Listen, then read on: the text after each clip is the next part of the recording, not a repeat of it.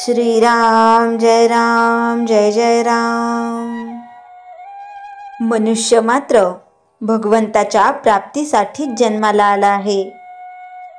भगवंत एकच ओळखतो, जो त्याची भक्ती करतो तो त्याला आवडतो। तिथे जातीचे वर्णाचे बंधन नाही। आपण भाग्यवान कुणाला म्हणतो?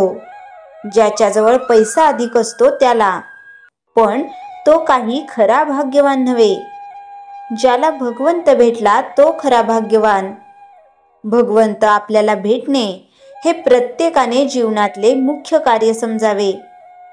पैसा भगवंताच्या आड येत नसतो। आपला अहंकार, मीपणा हाच मुख्यतः भगवंताच्या आड येतो। मी सेवा करतो असे जो म्हणतो त्याची खरी सेवाच होत नाही। कर्तेपणा आपल्याकडे घेतो तोपर्यंत सेवा नाही घडली। भगवंताची आठवण ठेवून जे जे कर्म आपण करतो ते पुण्यकर्म होते। भगवंत माझ्याजवळ आहे अशी श्रद्धा ठेवून वागा। श्रद्धेने जो करील त्याला फळ येईल खास। म्हणून श्रद्धे वाचून केलेले भजन पूजन वाया जाते असे नाही समजू। भगवंताची भक्ती उत्पन्न व्हावी म्हणूनच भजन पूजन करावे। मनाचे रंजन म्हणून करू नये। सत्कर्म करणारे पुष्कळ असतात, पण पुष्कळ वेळा त्यात स्वार्थबुद्धी असते। फळाची आशा न ठेवता सत्कर्म करणे हीच खरी भक्ती। सर्वानुभूती भगवद्भाव ठेवावा हेच परमार्थाचे खरे सार आहे। माझ्यामध्ये भगवंत आहे हे मी ओळखले म्हणजे इतरांच्या ठिकाणी त्याला पाहता येईल। मी कोण हे न ओळखल्यामुळेच आपले सर्व चुकते आहे। माझ्यात भगवंत आहे हे दोन प्रकारे पाहता येते। सर्व चेतना त्याकडून मिळते हे एक, आणि दुसरे म्हणजे देह ठेवला असे आपण जेव्हा म्हणतो तेव्हा ठेवणारा कोणी दुसरा असला पाहिजे।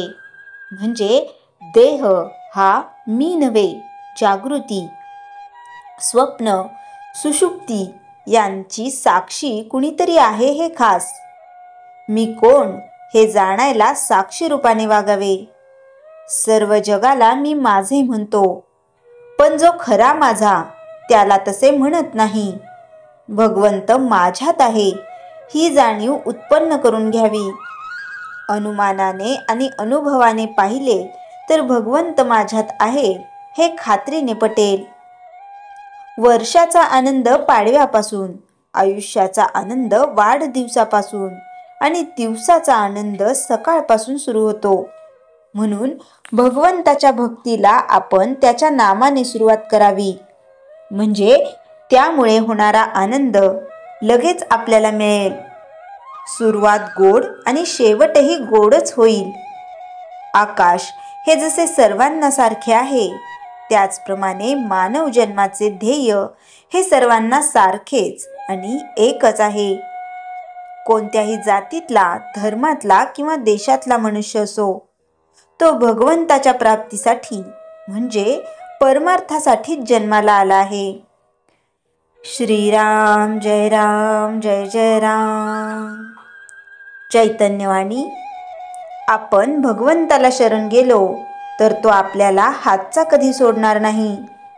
श्रीराम जय जय राम। नामस्मरण एक अद्भुत साधना। लेखांक 6। दिवसाला 30,000 जप करायचा आहे आणि तोही स्वतःच्या फावल्या वेळेत। हे गणित लक्षात ठेवून तुम्हाला नाम घ्यायचा आहे। नाम हे जितकं कमीत कमी अक्षराचं असेल तितका तुमचा जपाचं उद्दिष्ट पूर्ण होईल। खूप अक्षरांचा जप केला तर भरपूर फायदे होतात असं काही नसतं। नामाची आवर्तने होत राहणं जास्त महत्त्वाचं आहे। प्रापंचिक माणसाला 9, 12, 16 अक्षरी नामांचा जप पूर्ण करताच येणार नाही। फार तर ही गाडी 2-2.5 हजारांपर्यंत जाईल। त्यामुळेच कमीत कमी अक्षर घेणं हे जास्त सोयीचं आहे। वानगी दाखल मी काही नामांची यादी तुम्हाला देणार आहे। त्यातलं कमीत कमी अक्षराचं नाम तुम्ही निवडू शकता. हिंदू धर्मात देवांची खूप गर्दी आहे. त्यातलं एका देवाचंच नाव निवडायचं असलं की मनात खूप गोंधळ उडतो. एक देव निवडला, मग बाकीच्या देवांचं काय? त्यांना राग नाही येणार असा काहीतरी भाबडा विचार मनात असतो. नामस्मरण ही सुरुवातीला सकाम सगुण उपासना असते. जसजसे नाम वाढत जाते, ही उपासना निर्गुण भक्तीकडे वाटचाल करू लागते. परमेश्वर एकच आहे. आपण त्याला वेगवेगळी नावे दिली आहेत. तुम्ही कोणाचंही नाव घ्या, अंतिमतः ते निर्गुण निराकार परमेश्वरापर्यंत तुम्हाला पोहोचवणार आहे. नामस्मरण करताना एकाच देवाचं अखंड नामस्मरण करावे. 1760 देवांची नावे घेऊ नयेत. कालच एका बाईंनी सांगितले, मी 5 देवांच्या 5 माळा रोज ओढते, चालेल ना? हे कसं चालेल? एका देवाचं नाम घेतल्याने ती मंत्र देवता जागृत होत असते, मनात आकार घेत असते. तीच प्रसन्न होऊन तुमच्या कार्याची फलनिष्पत्ती करत असते. असंख्य देवांची नावे घेतल्यावर कोणता देव तुमच्या मनात आकार घेईल याला एक ना धड भारंभार चिंध्या असे म्हणतात. काही जण त्यातल्या त्यात सेफ गेम खेळतात. बरेच देव एकाच नावात येतील असे नाम निवडतात. उदाहरणार्थ रामकृष्ण हरी. यातला राम प्रसन्न होईलच, तो दयाळू आहे. समजा त्याने नाही लक्ष दिलं तर आपला कृष्ण मुरारी आहेच की, तो बघेलच. कृष्णही व्यापात अडकला तर हरी खाटल्यावर आणून देईलच. थोडक्यात काय तर सुरक्षित मार्ग निवडायचा. खरं तर एवढा विचार करण्याचं कारण नाही. तुम्ही गणपतीचं नाम घेतलं तर शंकरही प्रसन्न होईल आणि विष्णू भगवानही प्रसन्न होतीलच. तेव्हा दिवसभरात एकाच देवाचं नाम घ्या. तुमच्या घराण्यात परंपरेने कोणते देव जास्त पूजले जातात ते पहा. उदाहरणार्थ कोकणात गणपतीचं जास्त पूजन होतं. आळंदी पंढरपुरातली मंडळी विठ्ठलाला मानतात. घराण्यातल्या पूजित देवाचं नाम घेतल्याने मनातील संभ्रमावस्था नाहीशी होते. कुलदेवतेचं नाव घ्यायला हरकत नाही, पण ती माहीत असायला हवी. जर माहीत नसेल तर हातचं सोडून पळत्याच्या मागे लागण्यात काहीही अर्थ नाही. जे सोपे आवडीचे वाटेल ते नाम निवडता येते. कुलदेवता माहीत नसते तेव्हा कुलदेवताये नमः हा जप अखंड करायचा असतो. काही दिवसांतच स्वप्नात दृष्टांत मिळून कुलदैवत माहीत होते. नामस्मरणासाठी सोपे नाव घ्यावं. कुलदैवत मोठ्या नावाचं असेल तर ते नाम घेताना तुमचीच दमछाक होईल. परिणामी कमी जप होऊन अपेक्षित लाभ मिळणार नाही.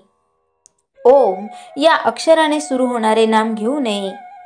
मी जेव्हा नामस्मरणावर लेख लिहिणार आहे असे जाहीर केलं तेव्हा नामजप आणि मंत्रजप यात काय फरक आहे हा सर्वाधिक विचारला जाणारा प्रश्न गेला होता. ओम या अक्षराने सुरू होणारे सर्व नाम मंत्र हे वेदोक्त मंत्र आहेत. वेदमंत्र हे सोवळ्या ओवळ्यात शुचिर्भूतता पाळून म्हणायचे जप आहेत. ते कधीही कोणत्या वेळी म्हणायचे नसतात. गायत्री मंत्र, श्लोक, सूक्त, सर्व स्तोत्रे ही वेदोक्त मंत्रे आहेत. त्यांना विशिष्ट नियमांची आवश्यकता असते. हे नियम पाळावे लागू नयेत आणि प्रापंचिक माणसालाही परमार्थाची गोडी लागावी म्हणून नामाची योजना केलेली आहे. श्री या अक्षराने सुरू होणारे नाम तुम्ही घेऊ शकता. उदाहरणार्थ श्रीराम, श्रीकृष्ण. श्री हे संबोधन आहे. या अक्षराचा अर्थ ऐश्वर्य, धन, सुबत्ता असा होतो. श्री संबोधनाने शुभप्रद लहरी निर्माण होतात. श्रीला सोवळं, शुचिर्भूतता याची गरज नाही. आपल्याकडे पुरुषांच्या नावा अगोदर श्री लावतात. ते आदरार्थ सूचक आहे. श्री हे खरं तर देवांच्या अवतारांच्या नावालाच लावायचं असतं. श्रीराम, श्रीकृष्ण, श्री समर्थ वगैरे. लक्ष्मण, शत्रुघ्न, बलराम यांना श्री म्हटलेलं कधी वाचलं नाही. सरसकट सगळ्यांनाच श्री म्हणणं चुकीचं आहे.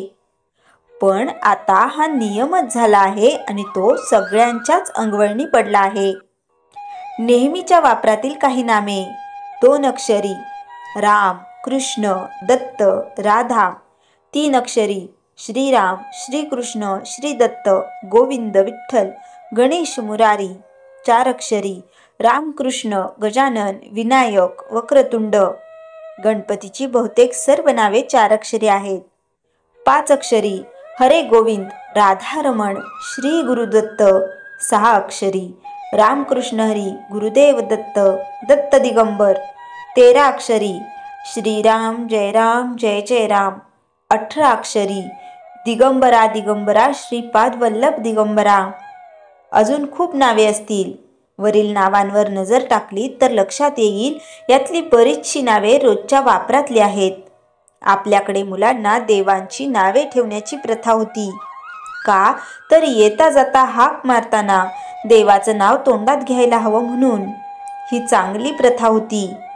आजकाल खूप विचित्र आईवडिलांचं नाव मिसळून बनवलेली नावे ठेवतात. ती ऐकायलाही विचित्र वाटतात. शिवाय ती उच्चारल्याने शुभलहरीही तयार होत नाहीत. संकलन व लेखन वैद्य वर्षा लाड. श्रीराम जय जय राम. जयाच्या जनी जन्मनामार्थ झाला, जयाने सदा वासनामात केला. जयाच्या मुखी सर्वदा नाम कीर्ती, नमस्कार तया ब्रह्मचैतन्य मूर्ती. श्रीराम जय जय राम. जानकी जीवन स्मरण जय जय राम.